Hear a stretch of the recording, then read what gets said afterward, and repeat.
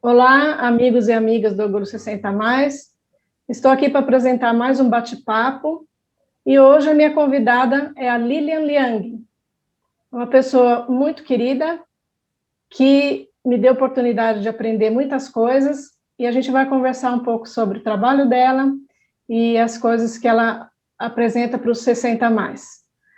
Lilian Liang é formada em jornalismo, com pós-graduação em gerontologia e vamos começar aqui o nosso bate-papo.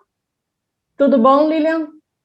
Tudo bem, Maria Eugênia? Ai, que delícia ser entrevistada por você, né? No canal Orgulho 60 Mais. Muito legal. A gente ensaiou, agora saiu, né? Faltava agenda, né? Mas agora deu Pois certo. é, pois é. Então, é um prazer estar aqui e falar sobre o trabalho que eu faço no envelhecimento, né? É uma coisa que para mim traz um grande prazer e uma grande oportunidade de aprendizado, né? Então, a gente está aí já há 10 anos com a Dínamo Editora. A Dínamo é uma editora que trabalha com comunicação em saúde, e a gente tem duas divisões na empresa. Uma delas é a Aptari, que é o núcleo de projetos e comunicação e envelhecimento, e a gente tem a Consaúde, que é onde se encaixam todas as outras especialidades médicas, né? Então, a gente trabalha com dor, a gente trabalha com dermato, a gente trabalha com outras especialidades, além da geriatria do envelhecimento. Mas a Aptari é onde a gente tem mais projetos e é a nossa menina dos olhos. E a gente tem tanto projetos para profissionais de saúde, tanto médicos quanto outros profissionais da equipe multi, quanto para o público final e para os cuidadores também, né? Porque com o envelhecimento a gente está vendo agora essa categoria crescer muito, né? A questão dos cuidadores, a gente vê que tem um aumento de doenças crônicas, e à medida que a gente envelhece, o número de cuidadores também aumenta, né? Então, a gente tem aí muita coisa para escrever, muitos projetos para desenvolver, e um deles foi o Repórter 60 Mais, que foi onde a gente se conheceu, né, Maria Eugênia? Isso, eu fiz o curso Repórter 60 Mais em 2018 e aprendi muita coisa e foi lá que eu conheci, né? E eu soube que vocês estão pretendendo fazer uma nova edição do Repórter 60 Mais. O Repórter 60 Mais, ele, na verdade, formou já 130 focas. Para quem não sabe, foca é o jornalista novato, né? O repórter novinho ainda. E a gente está aí planejando uma nova turma, a gente não sabe ainda quando exatamente a turma vai começar, mas vai ser esse ano ainda, em formato online. E a gente está muito animado, porque a gente sente muita falta dessa interação, né, com os alunos e de conviver com vocês, e vai ser uma novidade, acho que para todo mundo, fazer as aulas por Zoom, via telinha. A gente ainda não pode sair a campo, né, para fazer o TCC. O seu TCC foi, acho que no Mercadão, né? Isso, meu TCC foi no Mercadão. Isso, a gente não pode ir para a rua para fazer o TCC, mas a gente vai achar alguma outra forma também muito legal de fazer o trabalho de conclusão de curso dessa turma. Mas assim que a gente tiver a data, a gente vai anunciar para vocês. Ah, legal. Eu acho que bem interessante o novo formato, né? Eu acho que as pessoas já estão aprendendo, né, a mexer mais com tecnologia, né? E agora é o recurso que é possível, né, usar. E além do curso do Repórter 60 mais, eu vejo que você sempre tem uma preocupação com projetos voltados aos 60 mais ou aos idosos em geral. E eu gostaria que você falasse da sua experiência. O que mais te chama atenção na geração 60 mais? É a questão de saúde? É a questão ou outra questão qualquer? O que me chama mais atenção em termos de pauta, ou o que me chama atenção no sentido de por que eu me envolvi com essa Isso, área? é porque de você ter se envolvido com essa área. É uma história um pouco longa, então eu vou tentar resumir, né? Eu sou filha de imigrantes. Meus pais são primeira geração aqui no Brasil, né? E meus avós vieram já com 60 anos para cá. Meus avós paternos, meus avós maternos, eles viveram em Taiwan a vida toda. Meus avós paternos vieram para cá com 60, 60 e poucos. E eles envelheceram aqui. E eu vi como foi difícil o envelhecimento deles, porque eles estavam fora de tudo que eles conheciam, eles não falavam a língua, eles não sabiam ir na padaria comprar pão, porque eles não sabiam falar quero 10 pãezinhos, né? Então, foi um envelhecimento muito difícil e distante de tudo que eles conheciam. E minha mãe começou a envelhecer aqui, minha mãe hoje tem 71 anos, e ela começou a envelhecer e eu vi que o envelhecimento dela estava sendo muito diferente do envelhecimento dos meus avós, né? Era um envelhecimento que era mais ativo, ela já cresceu aqui, ela veio para cá depois que ela casou, com 24 anos, então ela aprendeu a falar a língua, ela não fala português como a gente, né? Ela fala, se você conversar com ela, você vai saber na hora que ela é imigrante, porque ela fala com sotaque e tal, mas ela envelheceu aqui de uma forma mais adaptada, né? E eu vi que a qualidade do envelhecimento dela era muito melhor que a qualidade de envelhecimento dos meus avós. E eu comecei a me interessar por aquilo. Falei, poxa, que interessante, né? Essa diferença de como as pessoas vão vivendo a sua velhice, carregando as experiências que elas têm. Então, a minha mãe já estava mais adaptada aqui, e ela conseguiu envelhecer com mais tranquilidade, mais adaptada, com um círculo de amigos, né? Bem diferente dos meus avós. E aí eu fui me enveredando por esse tema. Paralelamente, eu tinha passado 2 anos na África, trabalhando com cobertura de HIV/AIDS para uma agência de notícias da ONU. E era uma cobertura muito intensa, né? Porque não era só a questão da doença, a gente estava falando de uma série de outras questões, a gente estava falando de acesso a medicamentos, a gente estava falando de sexualidade, a gente estava falando de relações familiares, a gente estava falando de economia, de direitos humanos.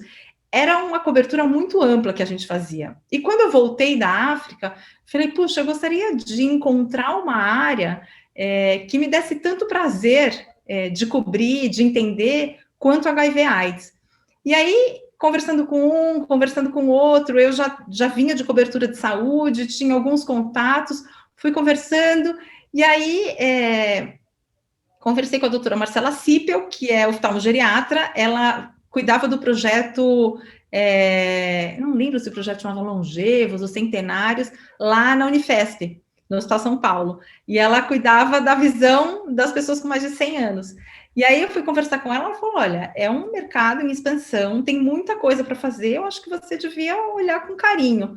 E aí juntou esse interesse que eu tinha do envelhecimento na minha própria família com essa vontade de achar um tópico que me instigasse como HIV/AIDS. E aí achei no envelhecimento e estou nessa história faz 10 anos. E é muito gratificante ver como tem aumentado a conscientização em relação a esse tema. Quando eu comecei a trabalhar com isso, assim, ninguém falava de envelhecimento, né? Não tinha cultura de geriatria, era tudo muito novo ainda, né? No jornal, falar de velho era só para falar que os velhos estavam acabando com a Previdência, era sempre uma coisa muito negativa, né? E hoje a gente já vê que tem colunas em jornais, que as pessoas falam de envelhecimento, a gente está questionando o idadismo, a gente vê coletivos, a gente vê as pessoas se organizando para discutir isso, para falar, poxa, olha, a gente tem mais de 60 anos, mas a gente tem muito gás pela frente. Então, isso é uma coisa muito legal de ver. Então, para nós que trabalhamos com comunicação, é realmente uma fonte inesgotável de pautas e coisas para cobrir. Então, assim, tudo que eu pedi, eu recebi. Então, assim, estou trabalhando com algo que me instiga pessoalmente e profissionalmente. Então, é realmente algo que me deixa muito feliz. Você citou a sua mãe, né, de que o envelhecimento dela foi diferente dos seus avós, né, e eu, quando comecei com esse projeto do Orgulho 60+, foi exatamente por isso, porque a gente percebe que os idosos de hoje são diferentes, né, por toda a experiência que passou, né, nas décadas de 60, 70, tanta coisa aconteceu, que revolucionou tanta coisa que as gerações vieram diferentes pela experiência que teve. Então, só que ainda existe muito ainda o estereótipo, né, do idoso no aposento, que já não faz mais nada, que não tem mais vez, não tem mais voz. E você acha que isso está mudando? Ainda é início dessa mudança? O que você podia falar? Eu acho que a gente está no caminho certo. Eu acho que já as pessoas já prestam mais atenção. Então, eu até falei no podcast Linha do Tempo da Band News, eu levantei aquela história do Porchat, né? Que foi feito aquele vídeo em que ele trata a mãe dele de 57 anos como se ela fosse uma criança que não sabe mexer com tecnologia. Mas, mamãe, eu já falei para você que não é para clicar no banner. O que eu já falei? Não é para clicar no banner. Então, assim, uma coisa um pouco infantil. E a reação que isso causou me deixou muito feliz, porque há 10 anos isso ia passar despercebido, ninguém ia falar. Quando eu comecei a trabalhar com geriatria, isso ia passar que ninguém nem ia ver. Todo mundo ia achar muito engraçado. E houve uma reação muito grande em relação a esse vídeo, né? Todo mundo falou completamente descabido, não tem sentido nenhum vídeo desses, né? Então, eu acho que a gente já está começando a criar massa crítica para questionar de uma maneira mais contundente todos esses estereótipos. Então, assim, que o idoso não sabe mexer com tecnologia, que o idoso não vai aprender mais nada, que o idoso não produz mais. Então, eu até falo no meu editorial dessa última edição da revista que, assim, da onde as pessoas acham que a gente tem que vacinar antes as pessoas que são mais jovens e produtivas? Porque de onde elas tiraram o conceito de que o idoso não é mais produtivo? Percebe? Então, assim, a gente tá criando um movimento de questionamento desses estereótipos. Isso é maravilhoso, porque é a partir desses questionamentos que a gente vai conseguir evoluir como sociedade, né? A gente não tem como evoluir sem história, sem experiência. E os idosos representam isso, representam história, representam experiência, representam vivência, né? Então, eu acho que a gente já conquistou bastante coisa, sabe? Se a gente for comparar, foi num espaço curto de tempo, né? Que a coisa ganhou momento e tá crescendo cada vez mais, né? E eu acho que tem muito também da geração que está começando a envelhecer e está vendo que, nossa, meu envelhecimento está sendo muito diferente do envelhecimento do meu avô e do envelhecimento da minha mãe. Entende? Então, assim, como vai ser o meu envelhecimento? Como eu quero que esse envelhecimento seja? Como eu quero que as pessoas me enxerguem? Será que as pessoas vão olhar para mim e vão falar: ixi, essa aí já está com 55 anos, já pode se aposentar porque não sabe nem mexer no Word mais? Entende? É assim que eu quero que as pessoas me vejam? Não, porque eu sei programar o Word se deixarem, entendeu? Então, tem uma questão dessa geração que está envelhecendo também se fazer ouvir e também construir o envelhecimento que eles querem viver e o envelhecimento que eles querem que seja reconhecido, né? Então, eu acho que estamos no caminho certo, mas tem bastante trabalho pela frente. Agora, eu tenho também escutado falar, além do idadismo, também a dificuldade com os direitos dos idosos, que os idosos têm alguns direitos que não são respeitados. Você tem algum exemplo sobre isso? De que está tendo mudança nisso também? Eu acho que na questão dos direitos ainda tem muito desconhecimento de toda a sociedade. Então, a gente tem o Estatuto do Idoso, que estabelece quais são os direitos que o idoso tem a partir dos 60 anos, mas as pessoas não conhecem o Estatuto do Idoso. Então, o idoso não conhece o Estatuto, então ele não tem como cobrar, e a sociedade não conhece o Estatuto, então não tem como respeitar os direitos. A gente sabe, assim, puxa, a questão do transporte gratuito, tanto que houve uma grande comoção, né? Quando fala, puxa, agora entre 60 e 65 anos não pode mais, não vai ter mais transporte gratuito. As pessoas se mobilizaram, porque é um direito que elas conhecem, né? Mas tem outros direitos que as pessoas não conhecem, e aí os idosos não cobram, a sociedade não oferece, e aí fica essa coisa um pouco estagnada, né? A gente fica num discurso de que, puxa, não se respeitam os direitos dos idosos, os idosos não são vistos, mas vocês sabem quais são os seus direitos, idosos? Sociedade, vocês sabem quais são os direitos que os idosos têm para você respeitar? Então, eu acho que falta o conhecimento. Essa educação a respeito dos direitos é super importante, porque se a gente não conhece, a gente não tem como cobrar. Entendi, é verdade, eu percebo isso também. Agora, falando um pouquinho da questão de saúde, tem algumas pessoas que falam mais que o que mais preocupa, depois de uma certa idade, é a saúde física. Algumas pessoas falam que é a saúde mental. Qual a sua opinião? Assim? É muito difícil destacar um lado só, porque são coisas interligadas, né? Cada vez mais a gente vê pesquisas, por exemplo, que mostram que, por exemplo, que a cognição está vinculada à sua saúde física, né? Então, você ter, por exemplo, uma sarcopenia pode ser um indicativo de que talvez no futuro você possa desenvolver doença de Alzheimer. Então, tá tudo um pouco ligado, né? Então, é difícil você destacar um ponto só. É a saúde mental, é a saúde física, difícil descolar. O que eu acho que a gente tem que pensar o envelhecimento sob a ótica do envelhecimento ativo, que leva em conta todos esses aspectos, né? Então, o envelhecimento ativo prevê saúde, prevê aprendizagem ao longo da vida, prevê participação social, prevê segurança. Então, tudo isso contribui para a saúde como um todo, percebe? Então, a gente tem que estar atento à perda muscular, porque a gente começa a perder muito músculo a partir de uma determinada idade.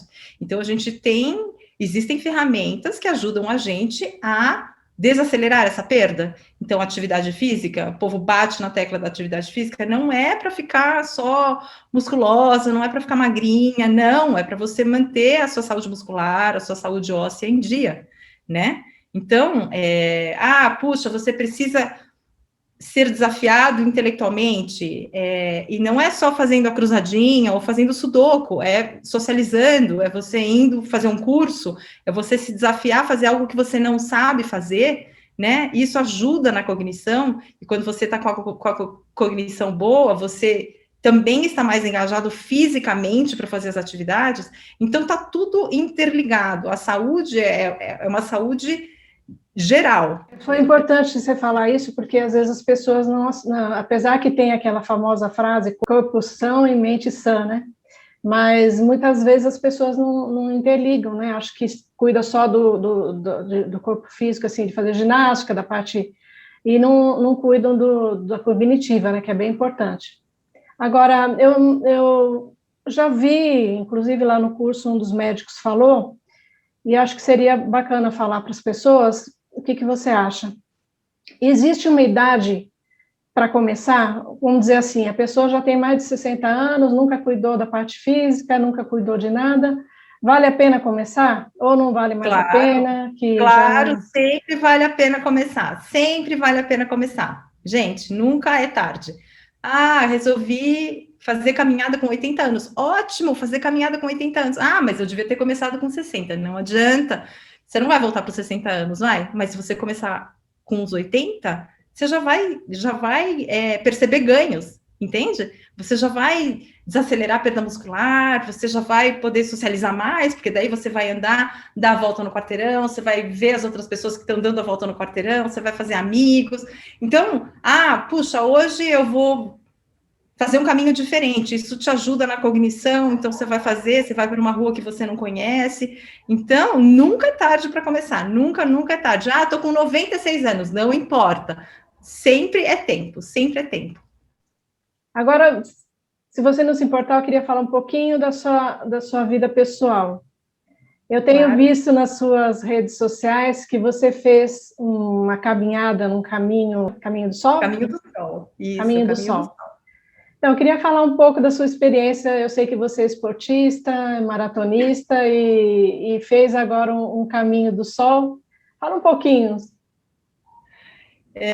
Não sou maratonista, gente, eu sou meio maratonista, eu só faço 21 quilômetros.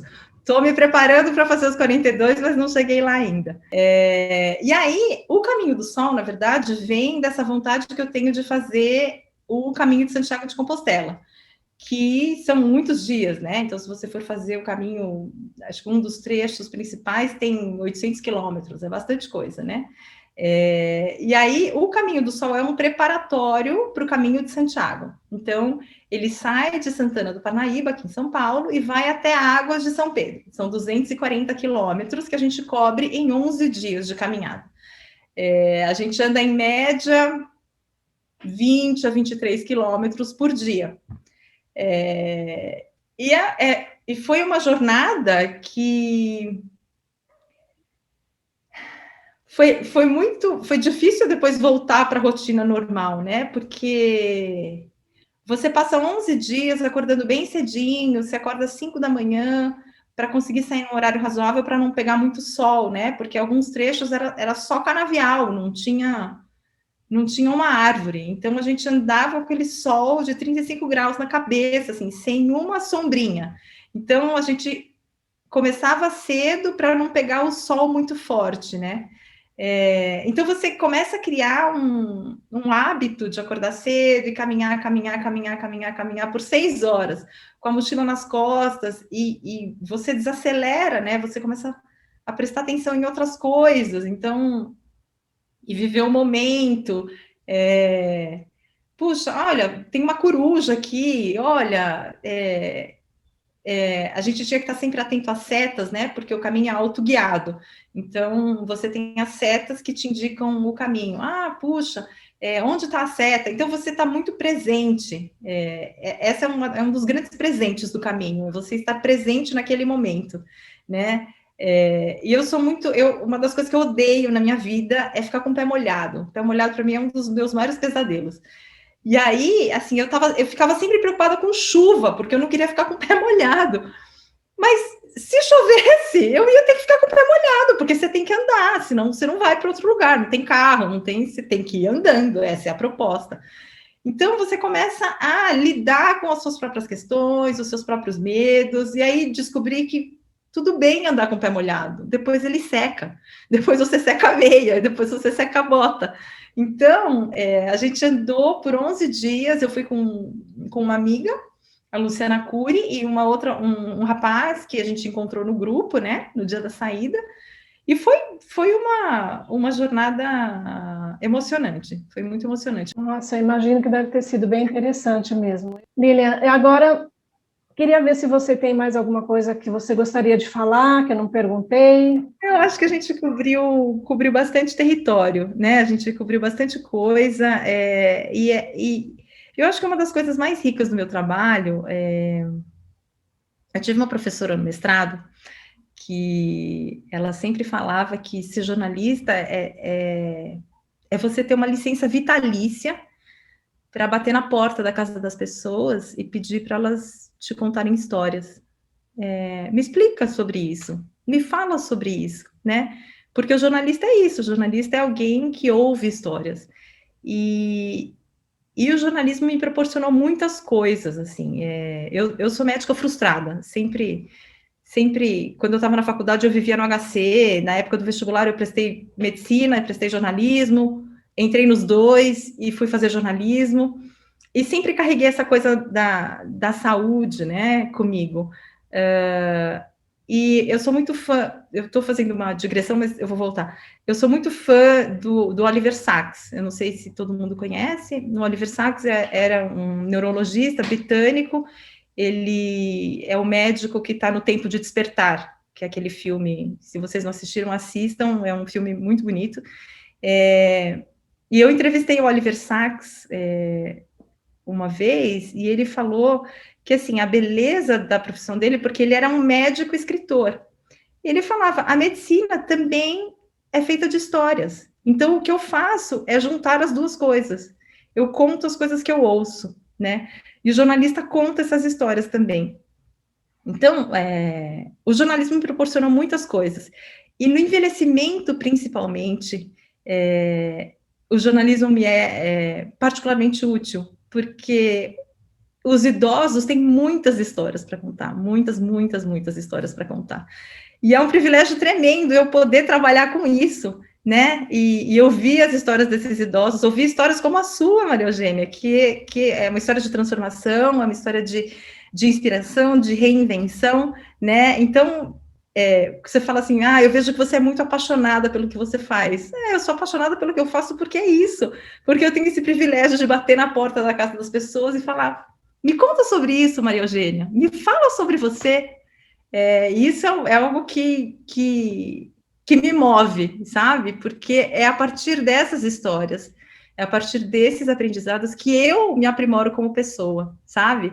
Então, é realmente um privilégio poder estar aqui e contar um pouco da minha história, e agradecer publicamente a todos os idosos com quem eu tenho o privilégio de conviver, pelas coisas que vocês me ensinam, porque eu acho, assim, que eu sou uma pessoa melhor e eu tenho uma visão muito privilegiada do envelhecimento por causa de vocês. Então é isso, gente. Obrigada e obrigada pela oportunidade, Maria Eugênia. Olha, se você fala em privilégio, na verdade, o privilégio é todo meu de ter uma pessoa. Aliás, eu sou muito atrevida, né, de entrevistar uma pessoa tão experiente. Eu deveria até estar aqui nervosa, né, de falar com uma pessoa assim que é tão experiente nisso e eu sou principiante, mas eu não fiquei nervosa porque você é uma pessoa assim carinhosa, sempre foi muito carinhosa com a gente. Então, eu me senti à vontade de cometer essa extravagância de entrevistar uma pessoa tão experiente nessa área de jornalismo. Eu quero agradecer, então, a você pela sua disponibilidade, pelo seu tempo, pela sua atenção aqui comigo, não só por hoje, mas por tudo que você tem feito por mim e por todos os idosos. O seu trabalho, eu acho que é importante para todos nós.